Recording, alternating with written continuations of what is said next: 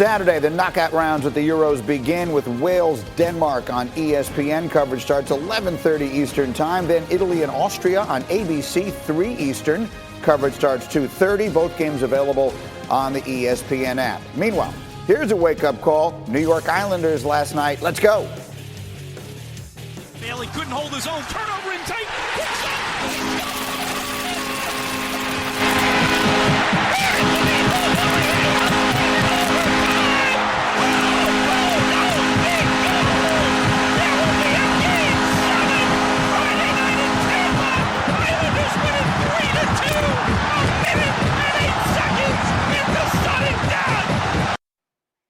Yeah, D. Wood, they came back after an 8-0 loss for Damian Woody's beloved Islanders. They're going to a Game 7. We got to fly him down to Tampa. And with that, we welcome you to another hour of Get Up, coming to you live, as always, from above the Heineken River Deck at Pier 17, jam-packed in this hour. And so much of it involves this young star. Tremendous Trey. Oh, what a night for this superstar. He put on a show. You'll see it all right off the top. Then, did you hear what Steve Kerr said about KD and MJ? Is it possible he was right? The debate is on, and it's here. And if we're talking about it, you know they're talking about it. How Aaron Rodgers' future figures to distract the pack. All that and crazy comments from Tom Brady in this hour as we get up with you starting right here in Milwaukee last night. Game 1, Eastern Conference Finals, Hawks, Bucks. And it was all about Trae Young. Pick it up in the third. Hawks up 2. You want to see swag?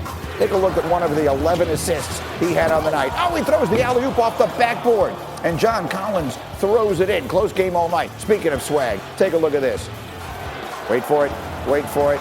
Oh, the shoulder shimmy. You need to see it again. He would afterwards say, well, I just had some time. And so he just gave it the little shimmy. Giannis wants to make sure his teammates know it, but they couldn't stop it. 3.5 to go. Atlanta down 5, but Young fighting. How in the world does this go in? 17 of 34 from the floor. It's a 2-point game. 2 minutes to go now. Bucks still up 2. This is Drew Holiday. He's throwing it up. This is Giannis throwing it down. He had 34. Milwaukee a 4-point lead. 40 seconds to go. Hawks down by 1. Young, no. Clint Capella, one of his 19 rebounds. Up and good. Hawks a 1-point lead. Ensuing Bucks possession, 30 seconds to play. Their big problem in close playoff games has been where do they go for that bucket? They work it around, and that's a good look for Pat Connaughton, but he airballs it. And as it gets swatted around, it's ultimately Trae Young who comes away with it, and he gets fouled, and the Hawks are smelling it. Final 5 seconds. Bucks down 3. Last chance. Middleton. No good. Trae Young, 48 points, 11 assists for the 3rd straight series. Atlanta steals game 1. It's special. I wanted to achieve things like that when I was a rookie. Coming in to achieve an accomplishment like that, it's a great accomplishment for our team and for the city. You just got to make it as tough as possible for him and make it play a lot of one-on-one. But at the end of the day, like, he had 48 points. 48 points, like, he's a great player. He has the ball a lot in his hands, but we just got to make it as tough as possible. Now, this is a legendary performance, and look at the company that he keeps here. The 48 tying LeBron for the most points by a player at age 22 or younger in a conference finals game. When LeBron did it, that was that legendary game against Detroit where he scored the final 25 points. This is another one we might be remembering for a very long time. And let's bring in Vince Carter again. And Timmy Leggs gets up with us for the first time this morning. And so, Tim, let me come to you here. We've been waxing rhapsodic all morning long. How would you describe the show that 22-year-old Trae Young put on last night? Honestly, for me, watching that, it was a little bit mind-blowing. And it reminded me a lot of Game 1 against Philly when I was saying to myself, this guy's coming out here and Philadelphia's treating him like some other dude. And he got loose. And I felt like Milwaukee kind of did that too. And he's at the point now where it's clear to me after watching what he was doing last night. I'm saying to myself, this guy must be so much better than we even thought going into the postseason because nobody has an answer. And the reason they don't is because there is nothing he can't do offensively. He has every shot in the book. So no matter how you play him, it could be a deep three, it could be a mid-range pull-up, it could be a floater from literally any distance. He also has the ability to completely beat you with his passing. And that's what makes this guy so special, because there are nights he doesn't have the shot flowing. He still can pick you apart and make you pay for every mistake you make as a passer. And that's why this guy now is on a level where, you start using the word superstar. I use it very sparingly. That's what we're watching right now. This is a superstar offensive player that is controlling games on a level with guys like LeBron James, James Harden at his best, Luka Doncic. Trae Young's in that category. That's the level to which he is dominating these defenses and controlling every single possession he's on the floor. It's really special. It's fascinating. And Vince, we heard Trae in that soundbite referencing how he envisioned this when he was a rookie. Well, you were there when he was a rookie. You were his teammate. Tell me what you saw then, and tell me how he has turned into this.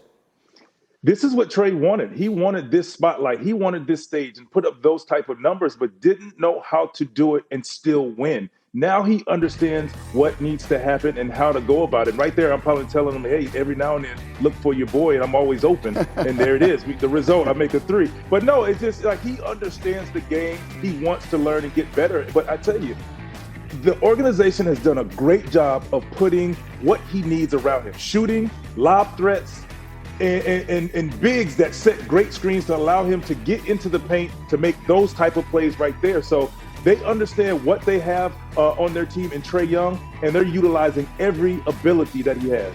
Tim Legler, I think a lot of people overlooked, including myself, overlooked Atlanta to a degree because they really had two seasons. This was a mediocre team for the first half of this season. And then when they hired Nate McMillan, they made the coaching change.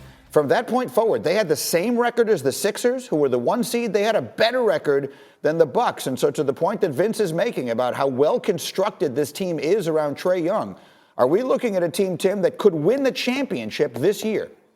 Man, well, I tell you what, I thought the Bucks were a prohibitive favorite going into this series because they've got, especially the way Drew Holiday's playing, as aggressively as Drew Holiday's playing. So for me, I look at that team with three different guys that can really attack you and beat you offensively. And it's really about Trae for Atlanta. I'm looking at it now. Look, if you're going to go in there and steal game one and do it this effortlessly for Trae Young, there's no question that this team right now is capable of winning the whole thing. Look, this is a different landscape than what we expected to see right now. There is no Brooklyn Nets team. There is no Lakers team. Philadelphia, the 1 seed, is gone. So the landscape looks a lot different. We know the Milwaukee Bucks have had some issues in close games in the past. So they're going to be in some more in this series. So absolutely, this is a team, shockingly to all of us, that actually could win it all, because what we have seen, and it's so rare to see, a guy go from a really, really good player to a superstar in this period of time. But that is where he has taken this team, and they're feeding off of this guy's confidence in a way that you will rarely see. He's making plays that are almost clowning defenses in live action. When you shimmy your shoulders on a three in a conference finals game, when you throw a lob pass off the backboard in the middle of a pick and roll in a crowded lane, it tells you he's seeing things and processing things at a rate that only great players, like signature players of all time, can do. To even attempt that pass with that many guys in the paint off live action in the conference finals tells you where this guy's confidence level is right now, and they're all feeding off of it. They believe they've got the best player on the floor, and when you believe that, absolutely you can get it done. Final word, Vince, go. And I'm going to say, absolutely, he loves to play, and he's mentioned that, but the game has slowed down for him. When the game slows down for you as a player with that ability, you're dangerous.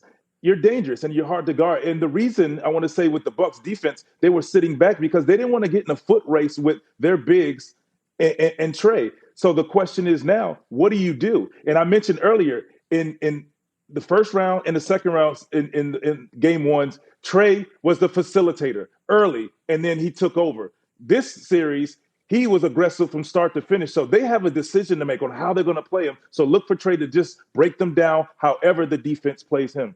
So far, no one's had any answers. Guys, sit tight. We have much more on this game as we continue. And I've got the poll question up on my Twitter page right now, at ESPN Greeny on Twitter, with Trae Young emerging and Devin Booker playing so brilliantly, and the performances from Donovan Mitchell and Luka Doncic. Who you got of these four young stars? Two of them are 22. The other two are 24 years old. Cast your vote. We'll check in a little bit later. In the meantime, tough times in Wisconsin. The Bucks lose last night, and Aaron Rodgers is still a problem for the Green Bay Packers. That public standoff continues.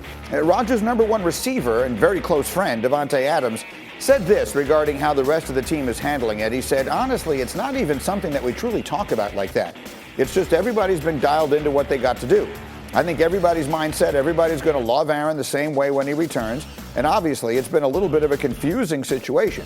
But there hasn't been any negative talk or anything like that. Everybody's behind him. We talked a little bit earlier this morning about the potential for there to be distraction here and everything else. Let me ask a different question here before I get to Kimberly on the inside.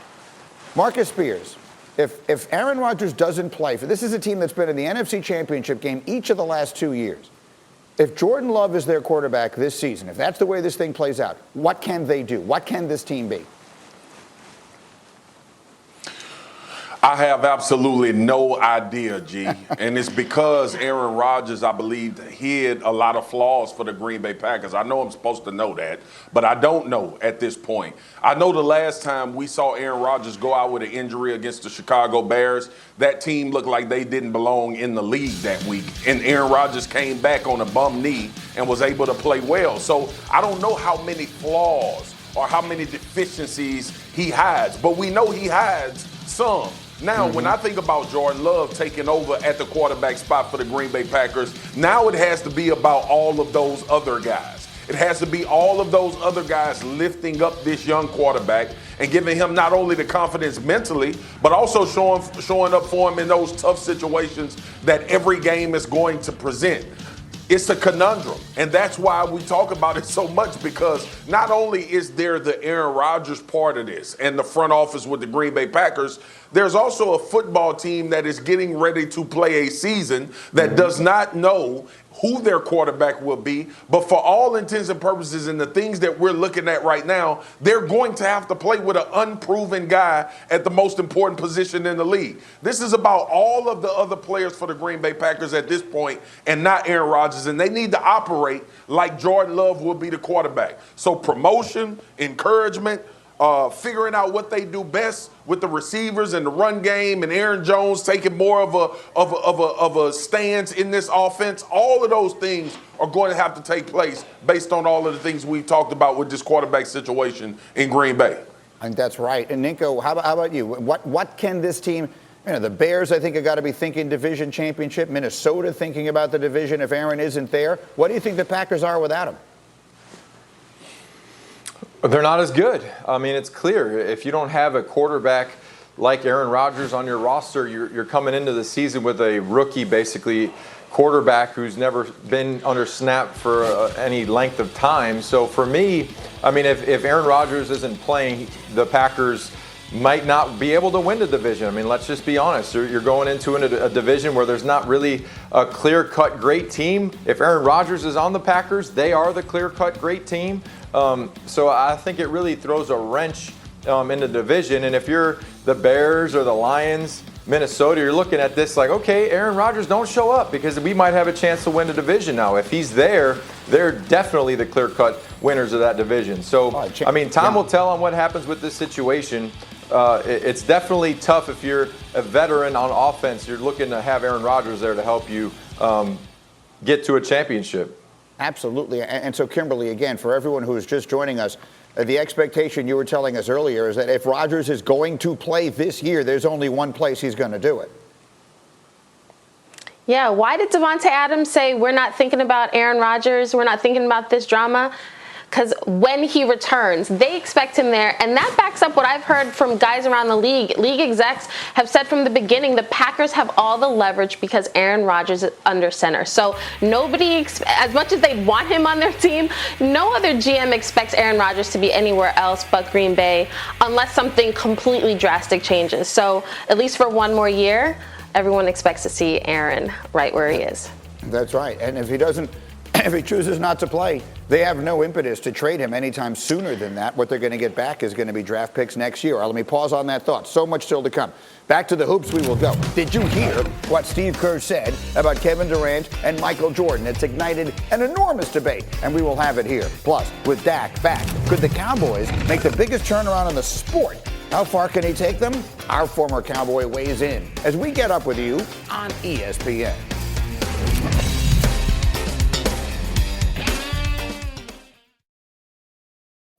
Do you own or rent your home? Sure you do. And I bet it can be hard work. You know it's easy? Bundling policies with Geico. Geico makes it easy to bundle your homeowner's or renter's insurance along with your auto policy. It's a good thing, too, because you already have so much to do around your home. Go to geico.com, get a quote, and see how much you could save. It's Geico easy. Visit geico.com today. That's geico.com.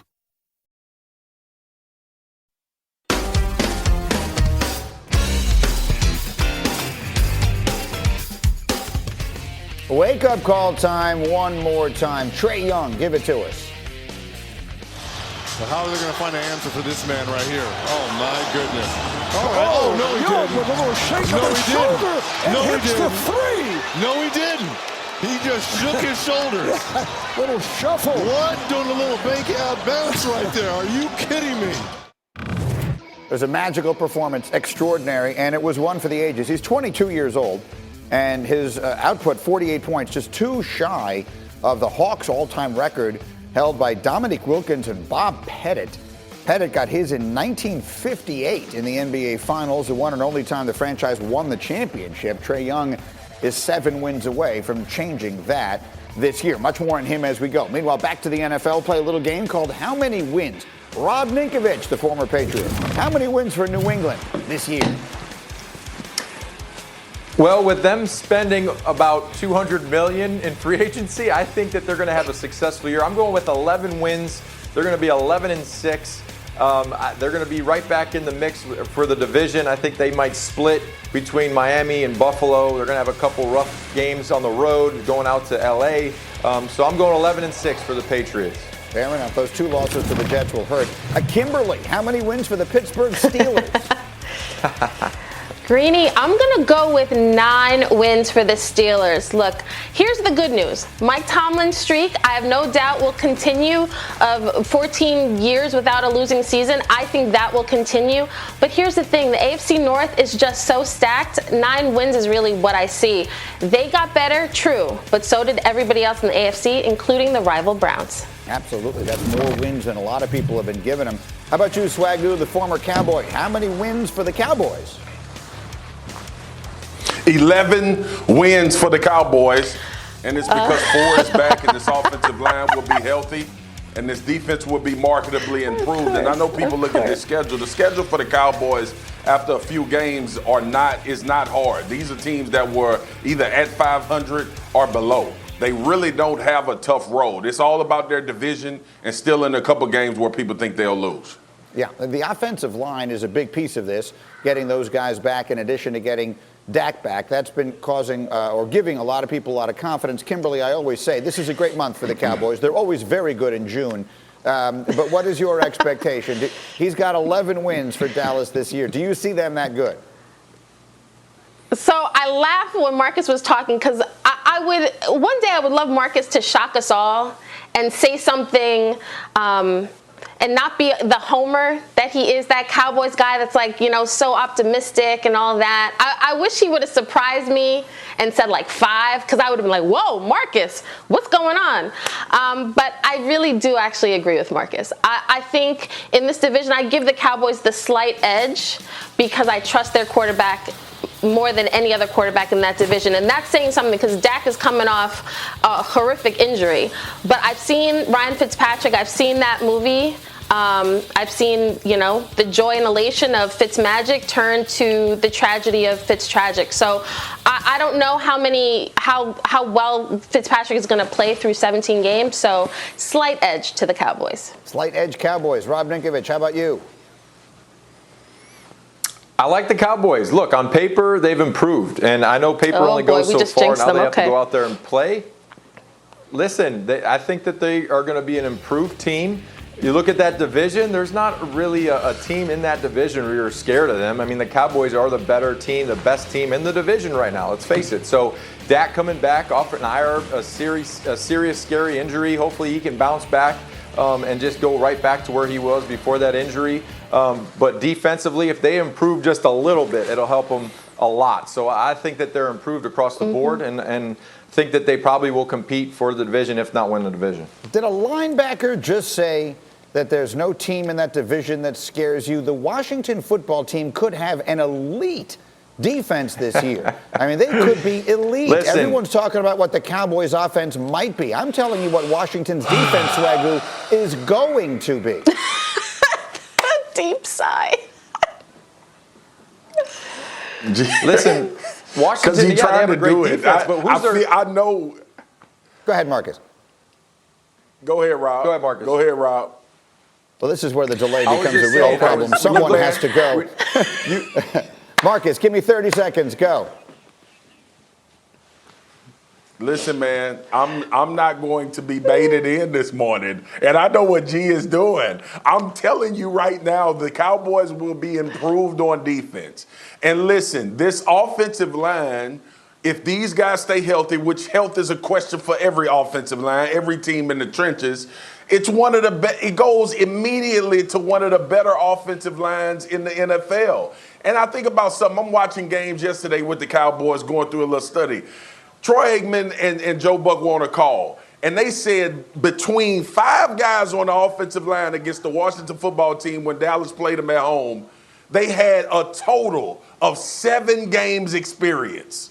That's what the offensive line did. And if you remember in that game last year against the Washington football team, it was a 4th and inches, there was a pass and a fake punt or that ended up being a tragedy, and that game was blown out of proportion. They played them tough last year with this great vaunted defense you're talking about, G. That was Thanksgiving, and that was pre-Fitzmagic. I got to take a break, but I'm telling you, on this one, I'm going to be right. But we got to get back to this kid. The magic of Trae Young. Are we watching the next NBA superstar? And how far can he take this year's Hawks? Plus, did you see what Steve Kerr said about Kevin Durant and Michael Jordan? Is it possible he was right?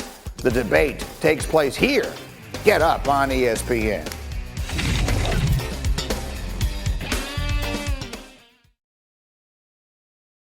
Hey everyone, this is Zach Lowe. Check out my podcast, The Lowe Post, where I talk to people in and around the NBA about everything going on in the basketball world. The one and only Nikola Jokic, the most watchable, telegenic player in the NBA.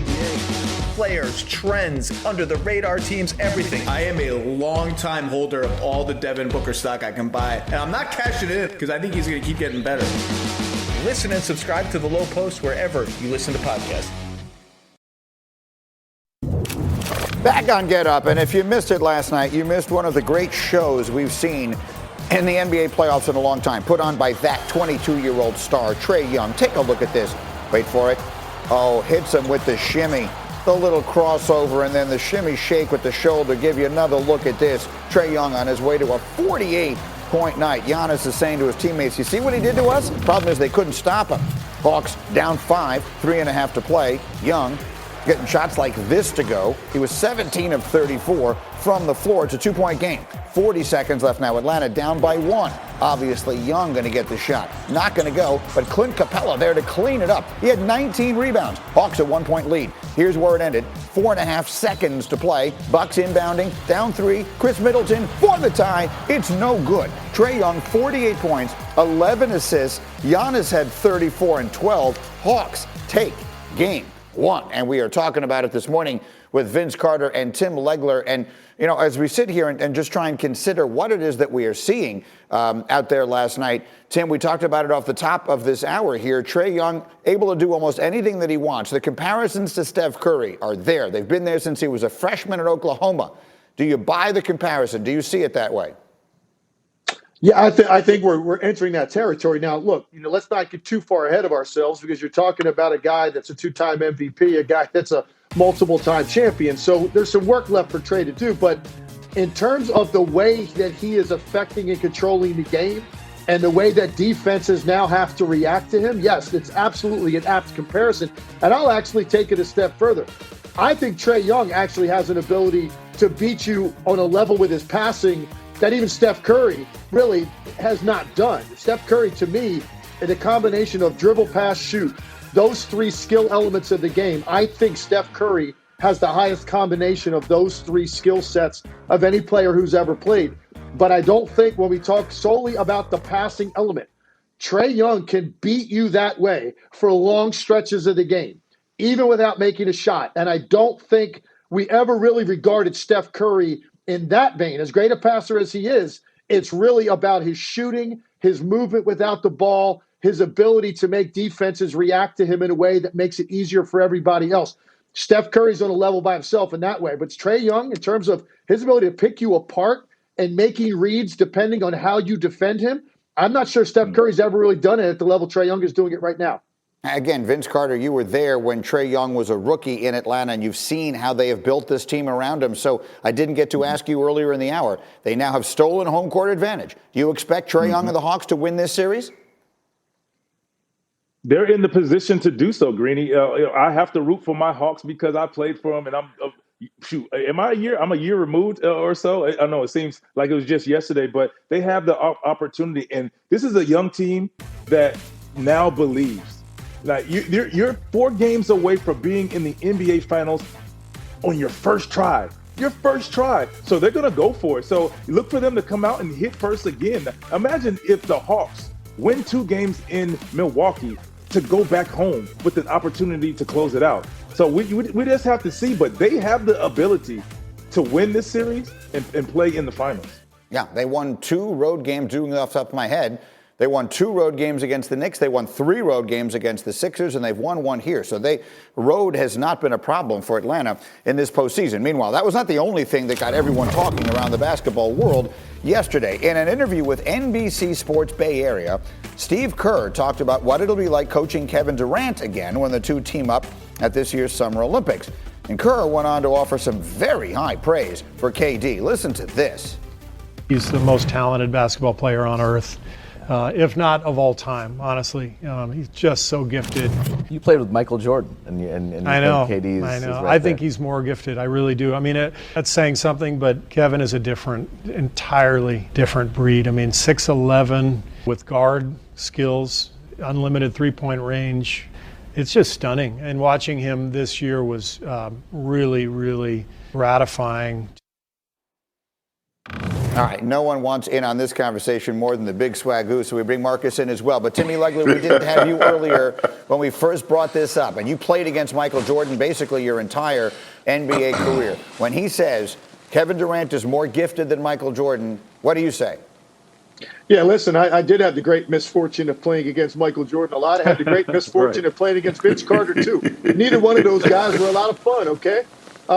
But here's the thing. I get where he's coming from, and I understand why he would say that. Because think about this. There's never been a player who's ever been in this league that height with that combination of handle and shooting ability. He is singular in that. And I think that's really what Steve Kerr is talking about. To be 6'11", with that kind of handle, that kind of ability to shoot the basketball from anywhere on the floor, we've never seen a guy like this before. Now, having said that, if we're just talking about the physical tools of the game, shoot, pass, dribble, those kinds of things, height, length, okay, I get where he's coming from. But the one thing Michael Jordan had that to me was the greatest I've ever competed against, the competitive will, is just to me on a level by itself, and that's why he's considered the greatest of all time. There are other guys 6'6" like Michael Jordan. There were other guys as strong as him. There were other guys as quick as him. There were other guys with better handle, better shooters during his era, even in the league. There's never been anybody that had that skill with that competitive will, and that's why Michael Jordan is in a place by himself. But if you're just talking about the tools,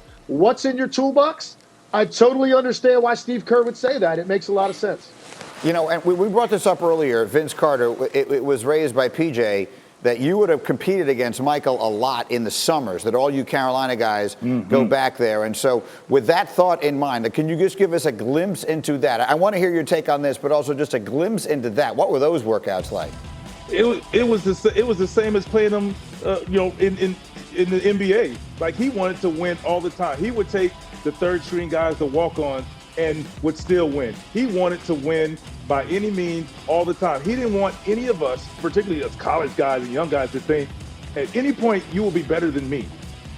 And I'm going to make sure you know that now. So if you happen to come into the NBA while I'm there, you already have in your mind, I'm Michael Jordan and you're not better than me.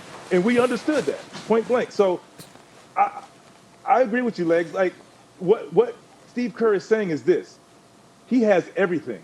Kevin Durant, that is, has everything. The greatest player of all times, Michael Jordan. He's saying that. The greatest winner, Michael Jordan. But skill-wise, that gift, Kevin Durant, 6'11", name something that he cannot do offensively. Like, he has the handle. He has the jump shot. He has the pull-up jump shot with the ball in his hand. He's a spot shooter. He can do that. He can do whatever you want, mid-range, get to the basket, super athletic. So what Steve Kerr is saying is not far-fetched, and I agree with him. Kevin Durant has it all, but obviously Michael Jordan is the greatest winner and player of all time. If he's watching us down at the Grove this morning in Florida, I just have a feeling Michael Jordan is getting aggravated with this conversation. Of course he is. Marcus Spears. Of course he is. I'll give it to you. Go ahead, Big Swagoo. What do you think? KD is the most gifted basketball player of all time. All right, and it's because of the ability to create his own shot, being 6'11", and his handles. But here's the real conversation, G. I'm thinking about it. I'm listening to Legs and VY talk about this. Two guys that know more basketball in their pinky than I know, but I know a little bit. I wonder how we would view MJ if we had cyborgs like this in the NBA during his time. If we had the James Hardens, if we had the KDs, if we had the LeBron James, how would we view the Kobe Bryants, like all of these guys being in the league at the same time in their prime? I wonder how the view would change with these guys now. That's the only question that comes to my mind. But as far as gifts, yes, man, KD is the gifted one in the NBA. But the bottom line is, it wasn't guys like this in the league when MJ was in his prime. Hold on. I'm raising my hand. Wait a minute. Someone needs to say this. Tim Legler, as one who played in that era. Remember when P.J. Tucker was guarding Kevin Durant so physically and the whole world was ready to lose their mind? And oh my goodness, how could we allow this? That was a quiet defensive performance when Michael Jordan was playing. Guys would grab him, hold him, knock him to the ground. The level of defense that was played and the physicality that was played when Michael Jordan was at his apex, Tim Legler, it was 100 times what it is now. Tell it, Tim. Come on, Tim. Yeah, listen. Come on. I hear the point the Swagoo's making. I hear that point, but listen. Here's the thing. You talked about the defense that P.J. Tucker was playing, how physical it was. The only difference between that defense the other night and the defense that was, in the decade that Michael Jordan played, at the end of that possession, somebody's going to pull a crowbar out of his sock and hit you over the head just as you're releasing the ball. It was a rock fight just to get to the rim on any possession. So we can talk about that. Hey, he didn't have to play against guys that quite looked like James Harden or Kevin Durant during that era. I understand that. But guess what? If you put Michael Jordan on the floor today, with the way the game is officiated, with what the league has gone for, with the amount of space, with the lack of physical contact on ball handlers, on guys finishing at the rim, there is absolutely no question in my mind that Michael Jordan would lead the league in scoring every single year. And he probably would be somewhere around 40 a night, because the one thing you could do to him, you could try at least, was to try to get into his body. I mean, I was a guy I used my physical strength as an advantage because the guy was so quick. You could at least try to dictate where he was going to go with physical contact 30 feet from the rim. And then, my goodness, I usually had two bouncers at the club in the lane behind me ready to beat him up if he got in there. Now, it's no contact on the perimeter. Nobody's coming to lay you out. They're worried about the instant replays, ejections, flagrant twos. None of that stuff existed. So to put him in a court today with as competitive as he was, as tough as he was, as skilled, as quick, there's no doubt in my mind Michael Jordan would lead the league in scoring every year by a wide margin. Go ahead, Vince. And I'm just going to add one thing, and it's the hand checking. You can't put your hands on these guys now. And just imagine, Michael Jordan was averaging 29 to 30 plus points a game in regular season in the playoffs with hand checking. Now you can't touch him. Yeah. You couldn't touch MJ then without getting a foul. Imagine what it looks like now. And Michael Jordan will adapt to the game today. And the one thing that will get guys is his ability to get in one or two dribbles to the pump fake. It's Michael Jordan. You're going to react to every move he does. And his pump fake alone will draw fouls, and he'll get 10, 12 points off the free throw line. Go, Marcus, super quick. So my question to these guys would be, so these players now in this generation, they wouldn't be what they were because of hand checking and the physicality. That's correct. The impression, right? Let me leave it there a second. All of the guys I'm going to come back. I'm so that. late here. Hold this thought a minute. We will come back to it. I mean, let me do a quick promo here. We'll try and figure this out. Maybe we can try and keep this conversation going, because I'd love to. Meanwhile, you can watch Game 3 tonight of the Western Conference Finals right here on ESPN. Devin Booker, the Suns, Paul George, and the Clippers. SportsCenter with Stephen A. starts the coverage at 7 Eastern. Then the Countdown crew will take you right up to the game. Coming up next, at 44 years old, can Tom Brady defy everything and win back-to-back championships? We'll answer that question and a whole lot more as we continue. Get Up on ESPN.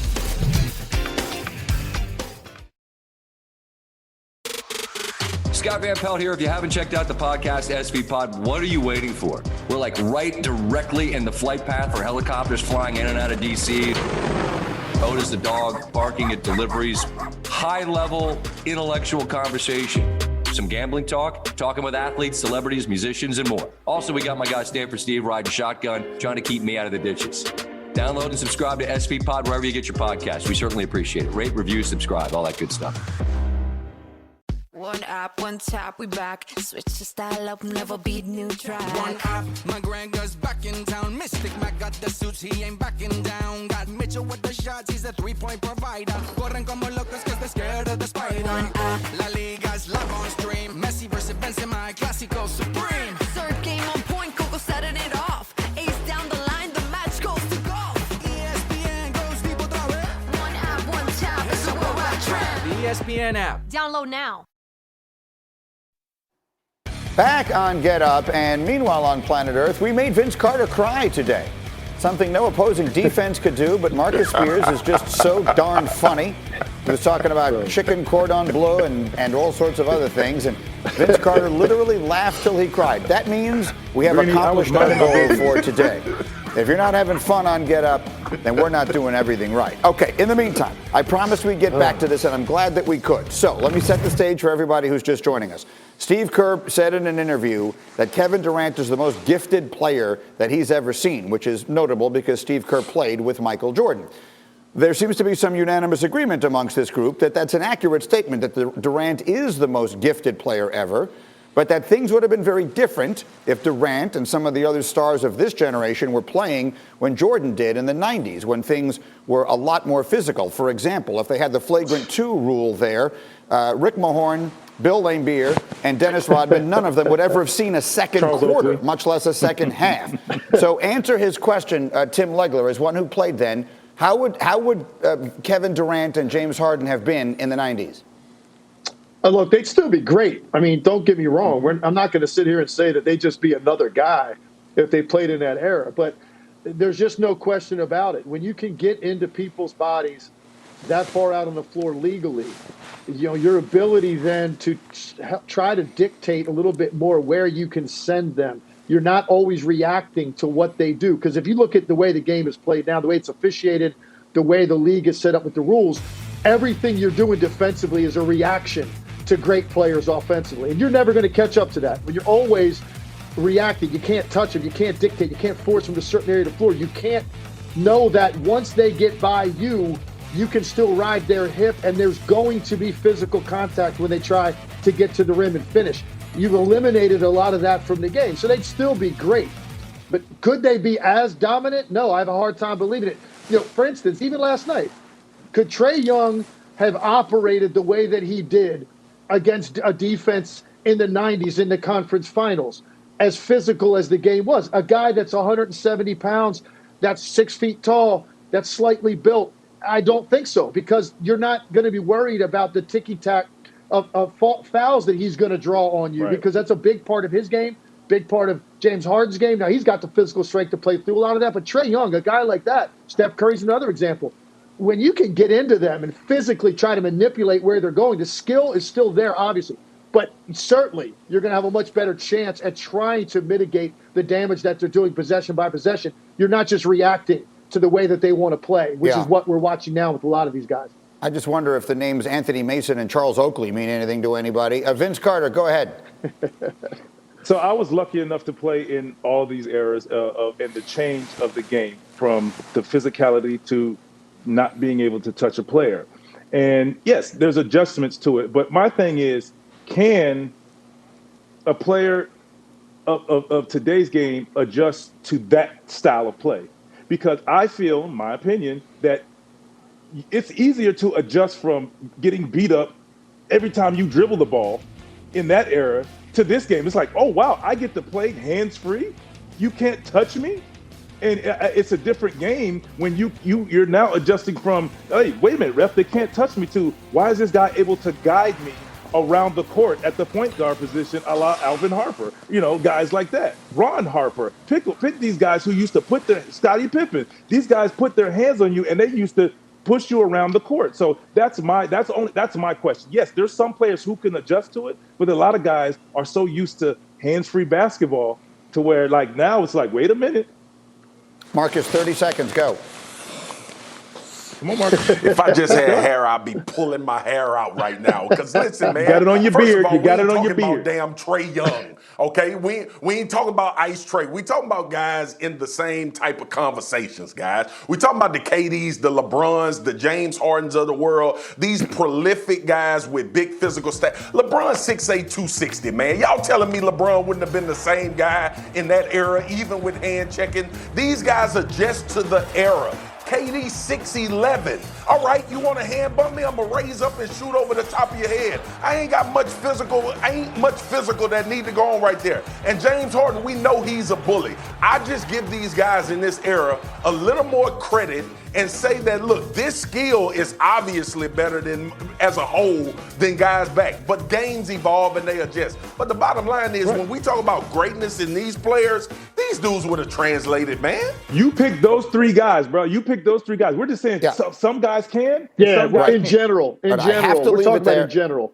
I have one more thing I have to get in. Guys, awesome conversation, Marcus. I'm glad we were able to get back to it and answer your question, even though you seem unsatisfied with the correct answer. But I want everyone to see a brand new interview with Tom Brady from last night. He was on with James Corden, and there was one thing Corden asked that really caught a lot of people's attention, particularly the response. Listen to this. There's one thing being really good at something. There's something else about being the greatest of all time. How often do you think about that?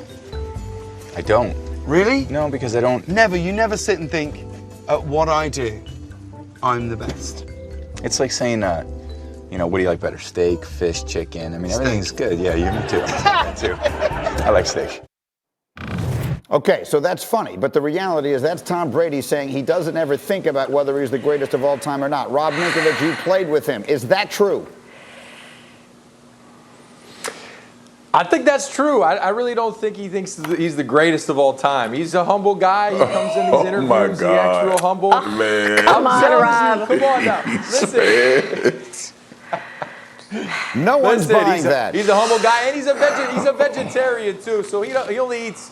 I think he eats fish. I don't know, but he vegan or something. I don't know. You don't eat steak though. I know that for a fact. You don't eat steak. Kimberly, go ahead. Help us out here.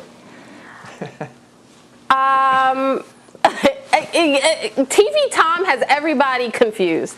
Everybody thinks Tom Brady is so nice. Oh, yeah, Tom, humble. Yeah. Except he does the humble brag quite a bit, and I love it. I live for that energy. I feel like Tom should admit, yeah, I know I'm the GOAT. Why do you think I'm out here still playing, still showing that I'm that dude?